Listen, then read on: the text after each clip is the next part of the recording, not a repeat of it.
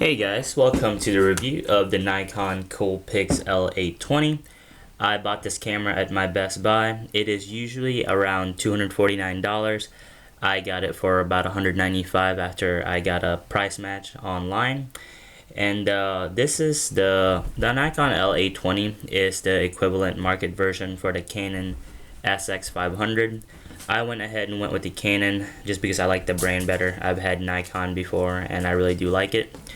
Just a quick overlook of the way the actual camera looks. Just an overview of it. Honestly, this is a very light camera. It's a very beautiful camera. I really like it a lot. This thing offers 30 times optical zoom. Your flash is right there where you push the button. You see the latches for where your strap would go.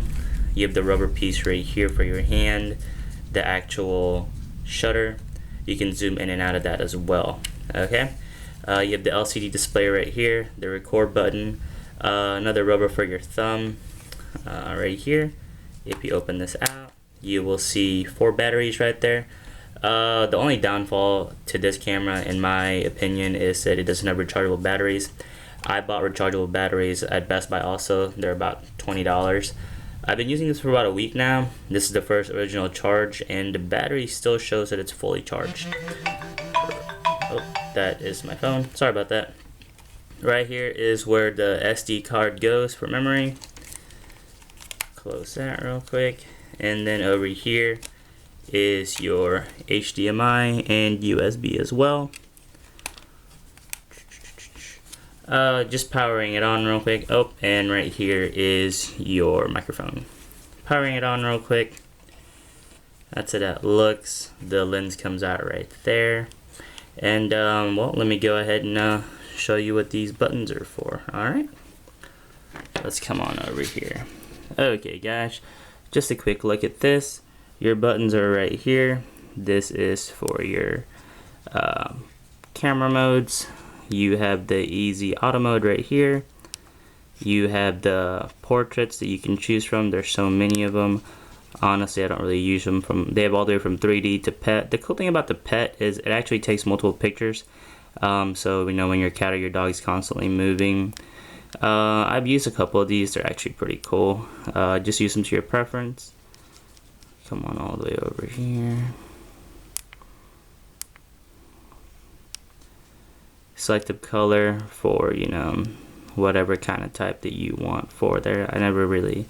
Honestly, I didn't really use those. Smart portrait, and then your auto mode. I was actually in auto mode more than anything, just because I wanted a little bit more control. And also gives you a better command of the flash. The flash on this thing was kind of confusing to me, if you ask me.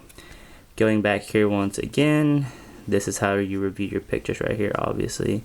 You have all the toggle buttons right here, your menu, and your trash. Let's look into the menu real quick. Blink warning. I have that off. That's really, really annoying. I mean, you know, this is pretty much your main option screen. As far as the actual, let's say, interface, I found it to be just okay. There wasn't anything special about it that really stuck out to me. Going back to here, this right here is your exposure, all the way up or all the way down. And then going back here, your pet portrait auto release, also your timer, and your macro mode on and off. I always have that off usually. Guys, just some like basic things about this camera. Honestly, I have a 15-day return policy on it, and I'm gonna return it today. I like it. Don't get me wrong, it's a great point and shoot camera, and I got a really good deal out of it getting it for $195, but honest opinion, I think I'm gonna try to go for like a little bit higher DSLR camera. This thing takes great pictures, has awesome zoom. It's got 16 megapixels, but the way I saw it is that, you know, I want to take away like far away pictures, and as far as those goes, I'm definitely gonna need a stronger camera. But as far as just a regular point and shoot, I recommend it. The thing that I really didn't like the most is that how whenever you're shooting, whenever you're taking a picture like really far away, when you're all the way zoomed in, what I've noticed is this camera goes into digital mode. So it pretty much, you know, instead of taking the actual picture of what you want, it'll actually give you a digital image of what it think it sees.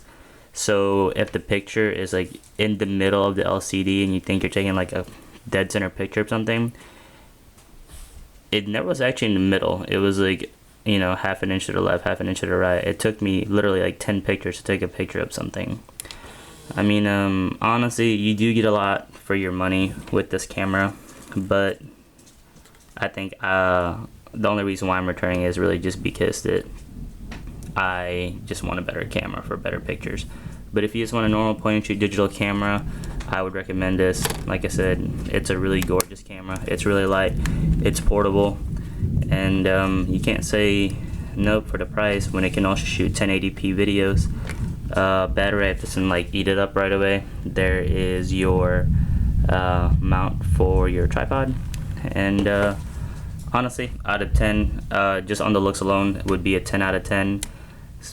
As far as the interface go, maybe a 7 out of 10. Like I said, it was plain, it was boring.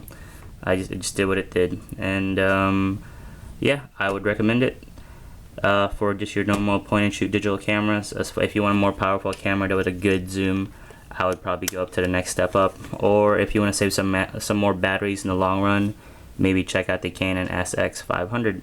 Alright guys, that was just a quick review of the Nikon L820, the Coolpix line. Guys, if you are interested in more reviews from me, just hit the subscribe button, and I believe the next one I will be doing is a comparison between the iPad 3 and the iPad 4 and why I in the end went with the iPad 3. Alright YouTube, have a great day.